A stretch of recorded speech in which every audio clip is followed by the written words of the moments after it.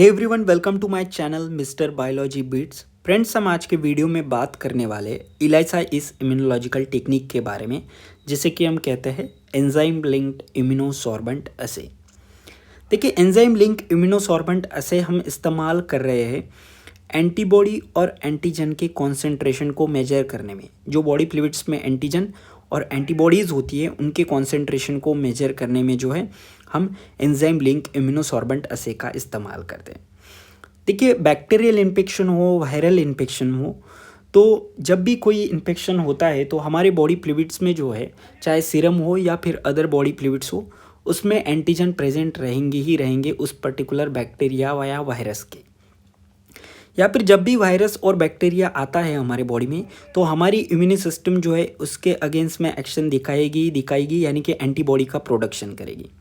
तो एंटीजन्स भी हमारे बॉडी फ्लूइड्स में प्रेजेंट है और एंटीबॉडी भी प्रेजेंट है उस पर्टिकुलर एंटीजन के अगेंस्ट में। तो इनके कॉन्सेंट्रेशन को मेजर करने के लिए जो है इलाइसा जैसी इम्यूनोलॉजिकल टेक्निक का इस्तेमाल किया जा सकता है। उसकी प्रेजेंस का तो पता लगता ही लगता है, लेकिन कितने अमाउंट में वो एंटीजन और एंटीबॉडी प्रेजेंट है, इसको भी हम मेजर कर सकते हैं। देखिए, इससे पहले जो हमने वीडियो देखी थी उसमें हमने रिया के बारे में देखा था, रेडियो इम्यूनो असे के बारे में, जिससे हम एंटीजन और एंटीबॉडी के कॉन्सेंट्रेशन को मेजर कर पा रहे थे, जो भी बॉडी फ्लूइड्स में एंटीजन और एंटीबॉडी थे। लेकिन वहाँ पर जब हम मेजर कर रहे थे तो रेडियो आइसोटोप्स का इस्तेमाल कर रहे थे, और रेडियो आइसोटोप्स आयोडीन 125 और ट्रिटियम जैसे रेडियो आइसोटोप्स का इस्तेमाल करके जो है हम एंटीजन की कॉन्सेंट्रेशन को वहाँ पर पता कर पा रहे थे। अब रेडियो आइसोटोप्स जो है वो आयनाइजिंग रेडिएशंस को इमिट करते हैं, और आयनाइजिंग रेडिएशंस काफ़ी हार्मफुल होते हैं। वो डीएनए में डबल स्टैंडर्ड डैमेज कॉज कर सकते हैं, और डीएनए में अगर डबल स्टैंडर्ड डैमेज हो जाता है तो कैंसर होने की संभावनाएं वहाँ पर होती है। तो ऐसा ना हो, इसीलिए हम रिया का कम से कम इस्तेमाल करते हुए नए टेक्निक की तरफ मुड़ रहे हैं, एंजाइम लिंक इम्यूनोसॉर्बेंट असे, जिसे कि हम क्या कहेंगे, इलाइसा। अब यहाँ पर कोई रेडियो आइसोटोप्स हम इस्तेमाल नहीं कर रहे हैं। यहाँ पर जो है एंजाइम का इस्तेमाल करके जो है हम क्या करेंगे, पर्टिकुलर एंटीजन और एंटीबॉडी के कॉन्सेंट्रेशन को मेजर करेंगे, जो भी बॉडी फ्लूइड्स में प्रेजेंट है उसको। तो उसके लिए हमें यहाँ पर क्या करना पड़ेगा, एंटीबॉडी से एंजाइम को लिंक कराना पड़ेगा।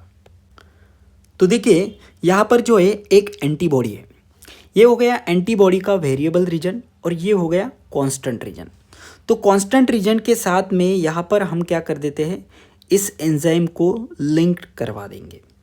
अब ये एंजाइम कौन कौन से हो सकते हैं, तो वो हॉर्स रेडिस पेरोक्सिडेज हो सकता है, बीटा गैलेक्टोसाइडेज हो सकता है, या अल्कलाइन फॉस्फेटेज जैसे एंजाइम भी हो सकते हैं, जो कि हम एंटीबॉडी के कांस्टेंट रीजन के साथ में क्या कर देंगे, लिंक कर देंगे। ये ऐसे एंजाइम होते हैं, इनसे कलरलेस सबस्ट्रेट जो है, जिसे कि हम क्रोमोजेनिक सबस्ट्रेट कह सकते हैं, ये कलरलेस सबस्ट्रेट जो है इंटरेक्ट करते ही जो है वो कलर्ड प्रोडक्ट बना देंगे। वो कैसा, कलर्ड प्रोडक्ट बना देंगे। और यहाँ पर कितने अमाउंट में कलर्ड बन रहा है, यानी कि कितने डार्क कलर बन रहा है, जिसके भरोसे हम इजीली बता पाएंगे कि कितने अमाउंट में जो है एंटीजन और एंटीबॉडी वहाँ पर प्रेजेंट थे। तो देखिए, हॉर्स रेडिस पेरोक्सिडेज जो है उसका जो सबस्ट्रेट है वो है टीएमबी, टेट्रामिथिल बेंजीडीन H2O2। टेट्रामिथिल बेंजीडीन जैसे ही ऑक्सीडाइज हो जाता है तो वो ब्लू कलर देगा, यानी कि टेट्रामिथिल बेंजीडीन H2O2 जो कोई एक क्रोमोजेनिक सबस्ट्रेट है, कलरलेस सबस्ट्रेट है, वो जैसे ही हॉर्स रेडिस पेरोक्सिडेज एंजाइम के साथ में जो है इंटरेक्ट करेगा तो वो टीएमबी टेट्रामिथिल बेंजीडीन ऑक्सीडाइज हो जाएगा, और ऑक्सीडाइज होते ही वो कौन सा कलर देता है, ब्लू कलर। देन सेम इसी तरीके से जो है बीटा गैलेक्टोसाइडेज एंजाइम रहता है। बीटा गैलेक्टोसाइडेज एंजाइम को अगर हम इस एंटीबॉडी के साथ में लिंक कर देते हैं तो एक्सगाल एक कलरलेस सबस्ट्रेट रहता है, जो कि इस एंजाइम के साथ में इंटरेक्ट करते ही जो है ब्लू कलर का प्रोडक्शन कर देगा। और कितने अमाउंट में ब्लू कलर है, इससे जो है हम इजीली पता लगा सकते हैं वहाँ पर कि कितने अमाउंट में एंटीजन और एंटीबॉडी का कॉन्सेंट्रेशन जो है बॉडी फ्लूइड्स में प्रेजेंट रहेगा। तो देखिए, इलाइसा जो है वो 3 तरह के होते हैं। पहला जो है वो है इनडायरेक्ट इलाइसा, जिसमें हम एंटीबॉडी के कॉन्सेंट्रेशन को मेजर कर पाते हैं। दूसरा है सैंडविच इलाइसा। सैंडविच इलाइसा में जो है हम एंटीजन के कॉन्सेंट्रेशन को मेजर करते हैं, और तीसरा जो है वो है कॉम्पिटिटिव इलाइजा। कॉम्पिटिटिव इलाइजा जो होता है इसमें हम एंटीजन के कॉन्सेंट्रेशन को जो है मेजर कर पा रहे। तो सैंडविच एंड कॉम्पिटिटिव में एंटीजन के कॉन्सेंट्रेशन को हम मेजर कर पा रहे और इनडायरेक्ट में जो है हम एंटीबॉडी के कॉन्सेंट्रेशन को मेजर कर पा रहे हैं या उसके प्रेजेंस को पता लगा पा रहे हैं। तो देखते हैं हम वन बाय वन। ये तो रहा जस्ट इंट्रोडक्टरी पार्ट। तो सबसे पहले है इनडायरेक्ट इलाइजा। तो इनडायरेक्ट इलाइजा में यहाँ पर हम जो माइक्रोटाइटर वेल का इस्तेमाल कर रहे हैं वो एंटीजन कोटेड माइक्रोटाइटर वेल है। जैसे कि आप यहाँ पर देख रहे हैं ये माइक्रोटाइटर वेल जो है एंटीजन कोटेड माइक्रोटाइटर वेल है, क्योंकि हमें यहाँ पर इनडायरेक्ट इलाइजा में एंटीजन के कॉन्सेंट्रेशन को या उसके प्रेजेंस को पता करना है या उसके कॉन्सेंट्रेशन को मेजर करना है। इसलिए यहाँ पर जो माइक्रोटाइटर वेल हम ले रहे हैं वो कैसी होगी, एंटीजन कोटेड माइक्रोटाइटर वेल रहेगी।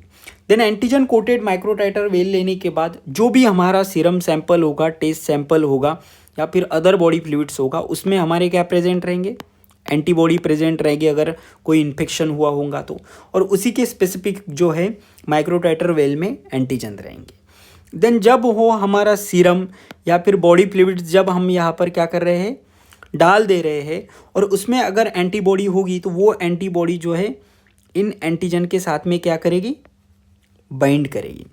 और अगर वो इन्फेक्शियस पर्सन नहीं है, उसके सीरम में अगर एंटीबॉडी नहीं है तो वो प्राइमरी एंटीबॉडी जो है यहाँ पर बाइंड हो पाएगी क्या, इस एंटीबॉडी को हम क्या कहेंगे, प्राइमरी एंटीबॉडी कहेंगे, तो बाइंड नहीं हो पाएगी, राइट।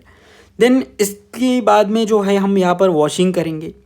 वॉशिंग इसलिए ताकि जो अनबाउंड एंटीबॉडी है वो यहाँ से क्या हो जाए, वॉश आउट हो जाए, क्योंकि जो एंटीजन के साथ में बाइंड कर चुकी है वो तो ठीक है, लेकिन जो बाइंड नहीं कर चुकी है ऐसी जो है यहाँ से वॉश होनी चाहिए, इसीलिए ऐसी जो है यहाँ से रिमूव होनी चाहिए। इसलिए हम वॉशिंग स्टेप को यहाँ पर देंगे ताकि अनबाउंड एंटीबॉडी जो है वहाँ से रिमूव हो जाए। सिर्फ वहाँ पर जो एंटीजन के साथ में इंटरेक्शन कर रही है ऐसी ही एंटीबॉडी वहाँ पर प्रेजेंट रहे।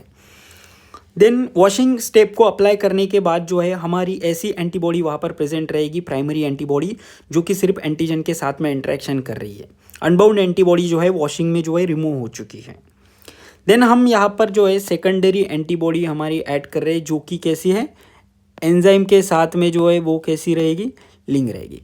अब ये एंटीबॉडी जो है वो स्पेसिफिक रहेगी प्राइमरी एंटीबॉडी के लिए। प्राइमरी एंटीबॉडी किसके लिए स्पेसिफिक थी, एंटीजन के लिए। अब ये जो सेकेंडरी एंटीबॉडी हम ऐड कर रहे हैं ये जो स्पेसिफिक रहेगी ये कांस्टेंट रीजन के साथ में इंटरेक्शन कर रही है। कांस्टेंट रीजन के लिए जो है स्पेसिफिक है प्राइमरी एंटीबॉडी के, तो प्राइमरी एंटीबॉडी के कांस्टेंट रीजन के साथ में जो है ये क्या कर रही है, इंटरेक्शन कर रही है सेकेंडरी एंटीबॉडी जो कि किसके साथ में लिंक है, मतलब इससे कौन लिंक है, एंजाइम लिंक कर दिया गया है। अब यहाँ पर भी जो है कुछ एंटीबॉडी इंटरेक्शन करेगी प्राइमरी एंटीबॉडी के साथ में और कुछ जो है इसी तरीके से जो है फ्री फॉर्म में रहेगी जो कि इंटरेक्शन नहीं कर रही है। तो हो सकता है कि वो फॉल्स रिजल्ट दे, इसीलिए ऐसी एंटीबॉडी को रिमूव करने के लिए फिर से जो है यहाँ पर वॉशिंग स्टेप को अप्लाई कर दिया जाए। देन ऐसी एंटीबॉडी यहाँ से क्या हो जाएगी, रिमूव हो जाएगी।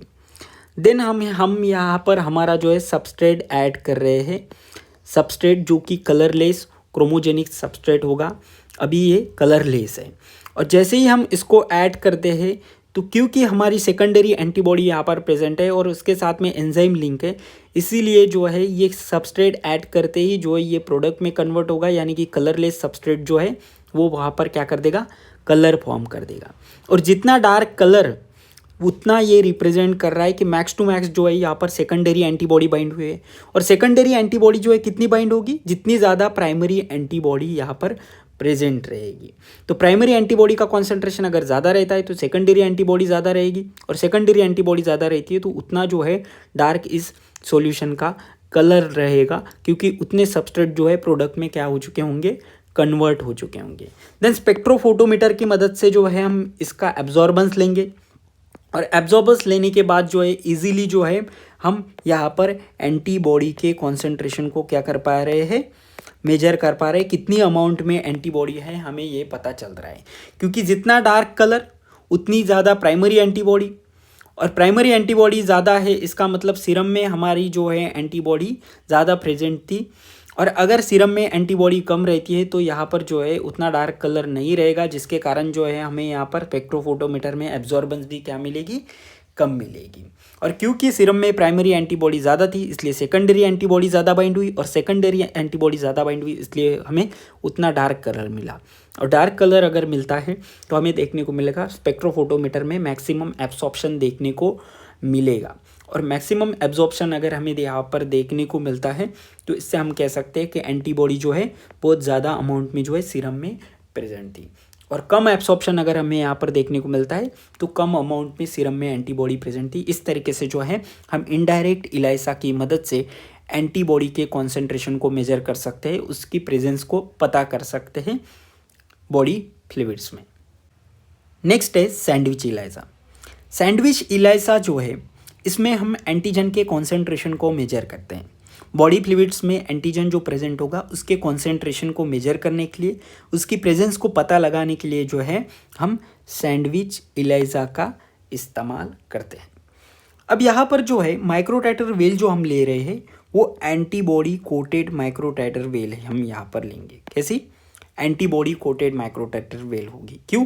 क्योंकि हमें यहाँ पर जो है एंटीजन के कॉन्सेंट्रेशन को मेजर करना है, एंटीजन के कॉन्सेंट्रेशन को मेजर करना है, इसलिए हम एंटीबॉडी कोटेड माइक्रोटाइटर वेल ले रहे हैं। अब एंटीबॉडी कैसी होगी? इनमोबिलाइज एंटीबॉडी होगी, जिस तरीके से एंटीजन भी वहाँ पर क्या थे, इनमोबिलाइज थे। देन ऐसी एंटीबॉडी कोटेड माइक्रोटाइटर वेल लेने के बाद हमारा जो सीरम सैंपल है वो हम यहाँ पर ले रहे हैं, जो भी बॉडी फ्लूइड्स होगा। अब उसमें क्या प्रेजेंट होंगे? एंटीजन्स प्रेजेंट होंगे। तो वो जो है सीरम सैंपल हम यहाँ पर डाल देंगे। अब उसमें अगर एंटीजन प्रेजेंट होंगे तो उसके स्पेसिफिक जो एंटीबॉडी है माइक्रोटाइटर वेल में, उससे ये एंटीजन क्या कर जाएंगे? बाइंड कर जाएंगे। और उससे अगर ये एंटीजन बाइंड कर जाते हैं तो हम यहाँ पर वॉशिंग स्टेप अप्लाई करेंगे बाद में। क्यों? क्योंकि हो सकते हैं कुछ एंटीजन यहाँ पर ऐसे फ्री रहे जो कि एंटीबॉडी के साथ में बाइंड हुए हैं, क्या नहीं हुए। तो ऐसे एंटीजन यहाँ से रिमूव हो जाए, वॉश हो जाए, इसलिए हम यहाँ पर क्या दे रहे हैं? वॉशिंग स्टेप दे रहे हैं। देन हम यहाँ पर क्या करेंगे?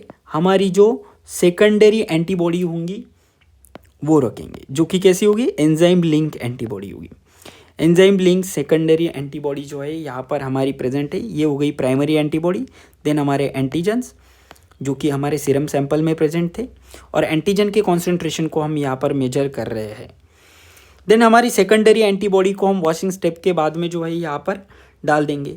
जब सेकेंडरी एंटीबॉडी को हम यहाँ पर ऐड कर रहे हैं तो हमें वहाँ पर देखने को मिल रहा है कि सेकेंडरी और प्राइमरी एंटीबॉडी के बीच में एंटीजन जो है यहाँ पर फंस चुका है, सैंडविच जैसा कंडीशन यहाँ पर आ चुका है, इसलिए ऐसी इलाइसा को हम क्या कह रहे हैं? सैंडविच इलाइसा। देन यहाँ पर जो है सेकेंडरी एंटीबॉडी कब बाइंड होगी? जब यहाँ पर एंटीजन प्रेजेंट रहेगा, क्योंकि सेकेंडरी एंटीबॉडी जो है वो अब यहाँ पर प्राइमरी एंटीबॉडी के कांस्टेंट रीजन के स्पेसिफिक है क्या? नहीं, वो जो है एंटीजन के ही स्पेसिफिक सेकेंडरी एंटीबॉडी है। इसलिए अगर सीरम में एंटीजन प्रेजेंट रहता है तो वो वहाँ पर प्राइमरी एंटीबॉडी के साथ में बाइंड करेगा, और प्राइमरी एंटीबॉडी के साथ में अगर एंटीजन रहता है तभी यहाँ पर सेकेंडरी एंटीबॉडी बाइंड हो पाएगी, वरना सेकेंडरी एंटीबॉडी यहाँ पर बाइंड हो पाएगी क्या? नहीं हो पाएगी। अगर सपोज मान के चलो कि सीरम में जो है एंटीजन प्रेजेंट ही नहीं है तो एंटीजन यहाँ पर बाइंड नहीं होगा, और बाइंड नहीं होगा तो जब हम सेकेंडरी एंटीबॉडी यहाँ पर ऐड करेंगे तो सेकेंडरी एंटीबॉडी जो है इस तरीके से बाइंड नहीं हो पाएगी, सैंडविच जैसा कंडीशन जो है यहाँ पर नहीं आ पाएगा। तो देखिए प्राइमरी एंटीबॉडी है, उसके साथ में जो है एंटीजन भी प्रेजेंट है, और देन सेकेंडरी एंटीबॉडी यहाँ पर बाइंड हो चुकी है जो कि एंजाइम लिंक है। देन यहाँ पर हम फिर से वॉशिंग स्टेप को अप्लाई करेंगे ताकि जो अनबाउंड सेकेंडरी एंटीबॉडी होगी वो यहाँ से क्या हो जाए? रिमूव हो जाए, ताकि हमें फॉल्स रिजल्ट ना मिले। देन हम यहाँ पर हमारे क्रोमोजेनिक सबस्ट्रेट को, कलरलेस सबस्ट्रेट को ऐड कर रहे हैं, और सेकेंडरी एंटीबॉडी क्योंकि यहाँ पर प्रेजेंट है इसलिए सबस्ट्रेट जो है वो प्रोडक्ट में कन्वर्ट हो रहा है और हमें यहाँ पर कलर सॉल्यूशन मिल रहा है। अब यहाँ पर जितनी अमाउंट में सॉल्यूशन का कलर डार्क रहेगा उतने अमाउंट में टेस्ट सैंपल में एंटीजन प्रेजेंट है, हम यह कह सकते हैं। इस कलर सॉल्यूशन को हम स्पेक्ट्रोफोटोमीटर में इसकी एब्जॉर्बेंस लेंगे। स्पेक्ट्रोफोटोमीटर में एब्जॉर्बेंस लेने के बाद जो है हमें यहाँ पर देखने को मिलेगा कि जितनी ज़्यादा एब्जॉर्बेंस होगी वो यही इंडिकेट कर रहा है कि सीरम सैंपल में या बॉडी फ्लूइड्स में उतने ज़्यादा एंटीजन प्रेजेंट है। क्योंकि कलर अगर लेस डार्क रहता है तो एब्जॉर्बेंस भी हमें कम देखने को मिलेगी, और एब्जॉर्बेंस अगर हमें कम देखने को मिलती है तो इससे हम कहते हैं सीरम सैंपल में उतने एंटीजन प्रेजेंट नहीं थे। सीरम सैंपल में एंटीजन ज़्यादा होंगे तो सेकेंडरी एंटीबॉडी यहाँ पर ज़्यादा बाइंड होगी, और सेकेंडरी एंटीबॉडी जितनी ज़्यादा उतना डार्क कलर, क्योंकि उतने जो है सबस्ट्रेट प्रोडक्ट में कन्वर्ट होंगे, राइट, और उतनी ज़्यादा एब्जॉर्बेंस हमें यहाँ पर मिल रही है। लेकिन अगर एंटीजन ही यहाँ पर कम रहते हैं सीरम सैंपल में तो एंटीजन बाइंड नहीं होंगे, जिसके कारण जो है सेकेंडरी एंटीबॉडी बाइंड नहीं हो पाएगी, और सेकेंडरी एंटीबॉडी यहाँ पर बाइंड नहीं होती तो उतना डार्क कलर हमें यहाँ पर नहीं मिलेगा, जिससे हम कह सकते हैं कि सीरम सैंपल में जो है एंटीजन कैसे थे, कम एंटीजन प्रेजेंट थे। तो ये हो गया सैंडविच इलाइसा के बारे में। इस तरीके से जो है सैंडविच इलाइसा की मदद से जो है हम एंटीजन के कॉन्सेंट्रेशन को मेजर कर पाते हैं। थर्ड है कॉम्पिटिटिव इलाइसा। कॉम्पिटिटिव इलाइसा में हम जो है एंटीजन के कॉन्सेंट्रेशन को मेजर करते हैं, उसकी प्रेजेंस को पता लगा सकते हैं। तो देखिए एंटीजन की कॉन्सेंट्रेशन को हम पता कर पा रहे हैं, लेकिन यहाँ पर जो हमारी माइक्रोटाइटर वेल है वो भी कैसी है, एंटीजन कोटेड माइक्रोटाइटर वेल है। ऐसा नहीं कि एंटीजन के कॉन्सेंट्रेशन को पता कर पा रहे हैं तो एंटीबॉडी कोटेड ही माइक्रोटाइटर वेल रहेगी। तो यहाँ पर जो है antigen coated microtiter well present है। देन ये है हमारा सीरम सैंपल या फिर जो भी बॉडी फ्लूइड्स है उसको हम यहाँ पर ले रहे हैं। तो सीरम सैंपल है हमारा जिसमें हमारे एंटीजन प्रेजेंट है, जिस भी एंटीजन को हम क्या करना चाहते हैं, डिटेक्ट करना चाहते हैं, उसकी अमाउंट को मेजर करना चाहते हैं। तो ये हमारा सीरम सैंपल है। देन ये जो है एंटीबॉडी है। अब ये जो एंटीबॉडी है वो मेजर अमाउंट में रहेगी, कितने मेजर अमाउंट में एंटीबॉडी रहेगी, और एंटीबॉडी को जो है हम यहाँ पर इंक्यूबेट कर रहे हैं। ऐसा मान के चलिए कि यहाँ पर अभी फ़िलहाल कोई एंटीजन बाइंड नहीं है, ये एंटीबॉडी जो है इस तरीके से फ्री एंटीबॉडीज़ है।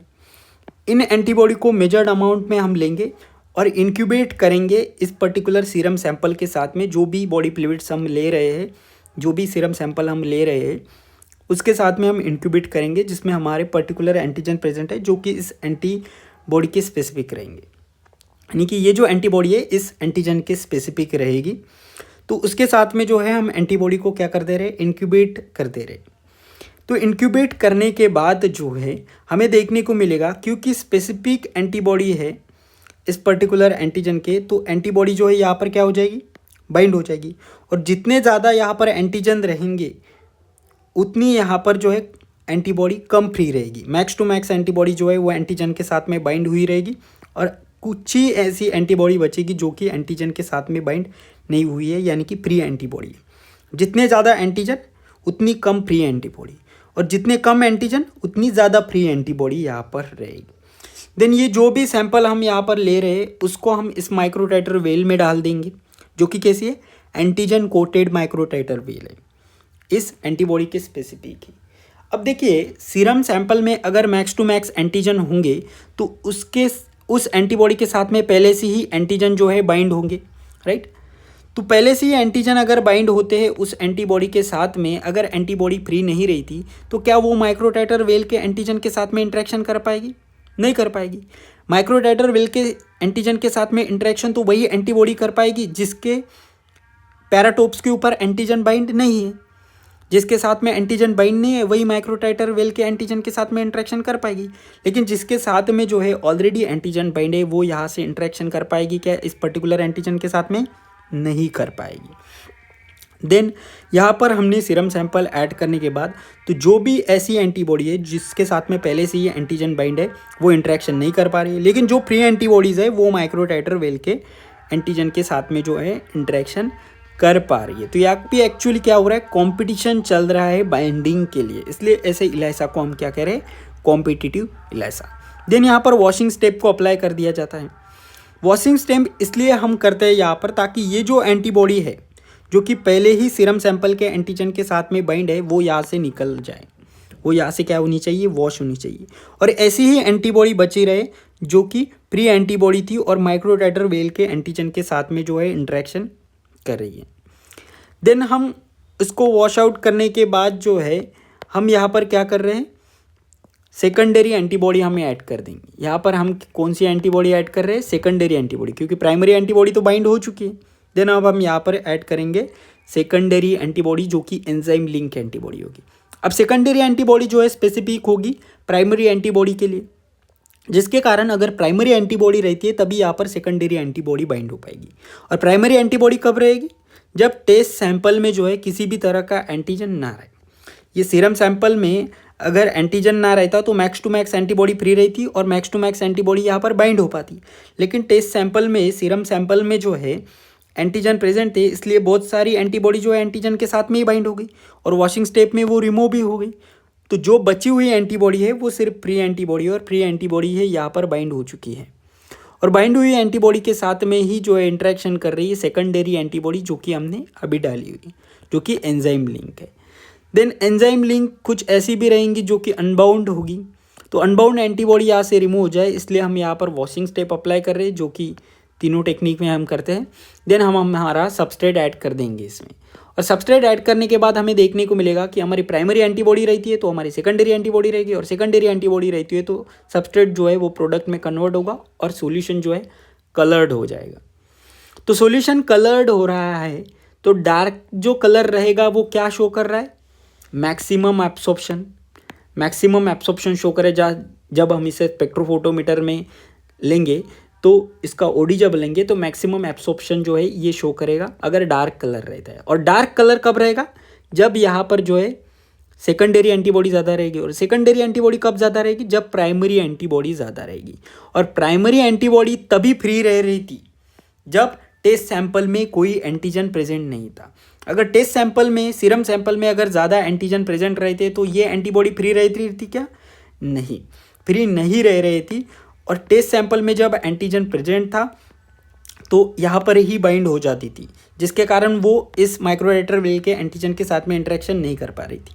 अगर टेस्ट सैंपल में, सीरम सैंपल में कोई भी एंटीजन नहीं है तो max to max antibody free रहेगी, जिसके कारण मैक्स टू मैक्स एंटीबॉडी यहाँ पर इंटरेक्शन कर पाएगी। तो मैक्स टू मैक्स जो है हमें डार्क कलर देखने को मिलेगा, मैक्सिमम एब्सॉर्प्शन यहाँ पर देखने को मिलेगा। तो मैक्सिमम एब्सॉर्प्शन यानी कि क्या है? सबसे कम एंटीजन, लो एंटीजन जो है हमारे प्रेजेंट है किसमें? सीरम सैंपल में। और अगर लेस एब्सॉर्प्शन होता है इसका मतलब क्या? फेंट कलर है। लेस एब्सॉर्प्शन यानी कि फेंट कलर है। डार्क कलर है क्या सॉल्यूशन का? नहीं है। तो इसका मतलब मोर एंटीजन सीरम सैंपल में प्रेजेंट है, क्योंकि सीरम सैंपल में अगर एंटीजन ज़्यादा रहते तो ज़्यादा से ज़्यादा जो है वो एंटीबॉडी के साथ में बाइंड हो जाएंगे। और यहाँ पर जो है जो फ्री एंटीबॉडीज़ रहेगी वो बहुत कम बचेगी, और कम एंटीबॉडी बचती है तो कम सेकेंडरी एंटीबॉडी बाइंड होगी, और कम सेकेंडरी एंटीबॉडी बाइंड होती है तो कम कलर यहाँ पर डार्क बनेगा, फेंट कलर बनेगा। और फेंट कलर जो है कम एब्सॉर्प्शन दिखाता है, इसीलिए हम कह सकते हैं मैक्स टू मैक्स एंटीजन वहाँ पर प्रेजेंट हो सकते हैं। लेकिन अगर यहाँ पर कोई भी एंटीजन प्रेजेंट नहीं रहता तो ज़्यादा से ज़्यादा एंटीबॉडी फ्री रहेगी, जिसके कारण माइक्रोरेटर वेल के एंटीजन के साथ में ज़्यादा से ज़्यादा एंटीबॉडी इंटरेक्शन कर पाएगी और max to max secondary antibody bind होगी। और सेकेंडरी एंटीबॉडी अगर मैक्स टू मैक्स यहाँ पर बाइंड होती है तो हमें डार्क कलर मिलेगा सबस्ट्रेट ऐड करने के बाद, और डार्क कलर जो है मैक्सिमम एब्सॉर्प्शन शो करता है। और मैक्सिमम एब्सॉर्प्शन अगर यहाँ पर रहता है तो हमें देखने को मिलेगा लो एंटीजन जो है सीरम सैंपल में प्रेजेंट थे, ऐसा हम बता सकते हैं। तो इस तरीके से जो है सैंडविच इलाइजा, कॉम्पिटिटिव इलाइजा को लेकर जो है हम एंटीजन की कॉन्सेंट्रेशन को मेजर कर पा रहे, उसकी प्रेजेंस को पता कर पा रहे, और इनडायरेक्ट इलाइसा की मदद से जो है हम एंटीबॉडी के कॉन्सेंट्रेशन को मेजर कर पा रहे हैं। तो इन दैट वे जो है हम इलाइसा की मदद से एंटीजन और एंटीबॉडी के कॉन्सेंट्रेशन को मेजर कर पाते हैं। उम्मीद करता हूँ आपको वीडियो समझ आई होंगी। ऐसी कई वीडियो देखने के लिए वीडियो को लाइक और चैनल को सब्सक्राइब कर दे। धन्यवाद।